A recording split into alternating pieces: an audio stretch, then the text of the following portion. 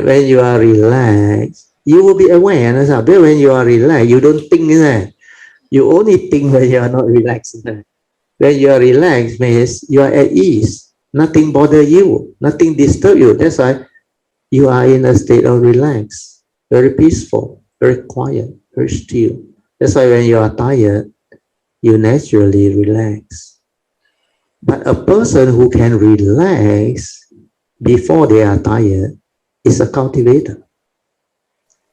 Of course, some yoga practitioners also, they train themselves to do this relaxation. They also can relax. Then some people need to do qigong to relax.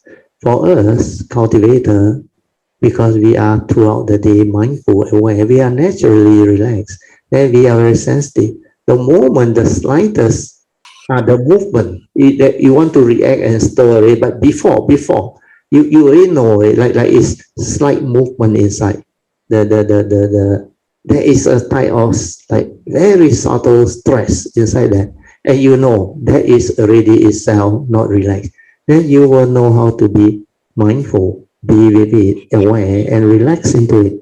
Then you are very sensitive. You can detect them. Whatever tension, tightness, or stress within your whole form and mind, you can detect them. When you are not peaceful, when you are not relaxed, you are mindful because you can detect them. That's why you are straight away silent, maintain awareness, and let things be. Then you do the meditative way, the third way, be with it, then it will cease.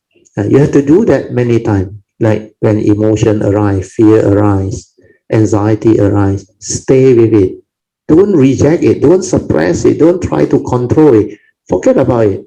Where that emotion is condition arising, not you. Doesn't belong to you. It's not intrinsic in you, like fear, worry, anxiety, anger, hatred. They are dependent originating, condition arising because of wrong view. Because you stir your mind, you react to wrong view. So stay with it, like the Buddha said, maintain awareness. Then see how. If you don't give it any more negative thought, negative energy, then it ceases to be like the flower. The very flowering of that flower is the very ending of that flowering of that thought. The thought is like a flower. You let it flower, the emotion, the anger, until no more energy, like the flower, cannot flower anymore, it will decay. Then it will cease. So witness that. Meditation is to be aware, to witness that, observe. Then you realize, if I don't do anything, anger is to be, fear is to be. Then the original mind is peaceful, tranquil, still. This is what meditation is on. Then you realize, defilement, I don't have to do anything. I just have to be with my awareness. Then that defilement is to be. Well, that defilement is dependent originating, condition arising, not intrinsic within my nature. Then you start to realize whatever that is not intrinsic is condition arising phenomenon. As I sankhara anicca, sankhara dukkha. Then the Buddha's teaching become very clear. Sankhara anatta. That's why rupang vedana sanya sankhara vijnana anicca dukkha anatta. Very clear. Because that meditative third way and the fourth way give rise to the wisdom. But you have to try it, the third way, be with it. All of emotion that arise, your fear, your anger, your hatred, your negativity, your mind state, stay with it. Even anxiety or whatever, stay with it. Silence your mind completely. Relax, maintain awareness. Then let it cease. Then when you go through that whole phase of experiencing that cessation, means that emotion cease, then you realize, hey, anger was never me, because it's dependent originating, arise and pass away. Where I don't do anything, don't feed it anymore with wrong thought and negativity or energy, it ceases to be. That's why all this can manifest because you fear, you go and worry, you go and think, you go and do something. And who is doing? The thought, out of fear, deludedly go and think. Then they try to analyze, they try to reason. Why am I this way? Why can't I just don't want to get angry? There is the thought. When the thought is active, reasoning, trying to analyze, it creates more sankhara. It's not aware. That's why it cannot free. It cannot realize that the true mind, which is beautiful, stillness and tranquility, is without all this mind state. That's why all these emotions, sankhara, mind state, or anger, fear, hatred, they are not intrinsic within our true mind or true nature. So when you realize this, you like wake up. Wow, all this while the Buddha's teaching was so beautiful. That's why all these are having the universal characteristics of anicca, dukkha, anatta. Then when you realize this, you can never be deceived anymore. Then when anger arises or stir through habitual tendency, means not completely rooted out yet, because wisdom haven't stabilized yet, you will come to know. Then you will understand clearly that anger was never you, emotion was never you, hatred was never you, fear was never you. So why must you do anything? When they arise, just aware, finish, cease. Just let it be. They come and they go. Stay with your true mind. Stay with your silent mind. Be aware that everything ceases. Then you realize the true mind itself is already peaceful, tranquil, stillness. That is the meditative mind. That is the silent mind. That is the one that can understand all this. And then it will develop the wisdom, born of Dhamma understanding. That's why all of the word of the Buddha after that become very clear. Sankhara anicca, sankhara dukkha, Dhamma anatta. Every phenomenon is like that. Every of the aggregate of mind is like that. Every mental state is like that.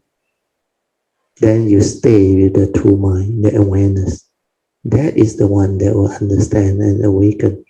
So your understanding will continue to grow and evolve when you continue to reflect on all this, then listen attentively and develop the understanding. If possible, you write it down. After you write it down, you read again, it becomes different again. Because for me, I don't have to write because this thing becomes very clear to me. My past cultivation and my understanding and awakening, I saw it. And I don't need to remember anything. But for you all, you have to write it down, I realize. Because I realize not easy for most people to have the understanding. And to them, it's like, this is so abstract. But to my nature, it's so clear. Nothing is abstract at all. So try it out, write it out, then read through what you write. It's based on what I say, you transcribe it, then you write it out. Yeah. When you write it out and you read again, it's so different. Because when you listen, your wisdom not at this level, when you don't have the direct seeing and the awakening, all these are like some form of important Dhamma that you want to remember. Understand? Yeah. Then you can reflect and contemplate, and they like very meaningful. Then it starts to like become more clear and more clear. But you cannot remember it because you don't have the direct seeing yourself, you don't have the awakening yourself, and you are not familiar with this. So after a while, maybe half a day, one day, you cannot remember already. Never mind. Don't try to remember. Because Dhamma is like that. Wisdom is different. When you have, means you have. No need to remember. But it's not a memory. It's not knowledge. Knowledge you need to remember. Dhamma no need to remember. So when you reflect, contemplate, and you write down and you understand it, then you apply it until it becomes a part of you. Then whenever you encounter a situation, you will understand. You will know how to spontaneously manifest and explain all this and describe all this. But to do that, you need stability. You need to constantly reflect. contemplate, inquire, and go into life, cultivate noble eightfold path. Then constantly contemplate, reflect until very, very clear. Then only the wisdom stabilize, and then only you can share, you can express it, you can explain it like what my nature did. Before that, not easy. That's why over the years of sharing, I realized it's not easy. Even now, very few people can express it. You can ask even Song Pochenio, even in video. They know what that thing is, but they cannot put it into words so smoothly like what I use and how I explain it, because the stability not there. And that one take time, not so easy. It take really a while for it to stabilize, then become part of you. Then until that thing become with your nature. Yoniso manasikara spontaneously it will arise without prompting, where the understanding just surface. So you act according to this wisdom. You no longer act according to memory, the views, the opinion, the knowledge, no more. So this is very beautiful because tonight, Jayanta, thank you so much for your good condition. I managed to explain it again, and this time I approach it differently again. And it's going to be very useful, very important for you all. Okay?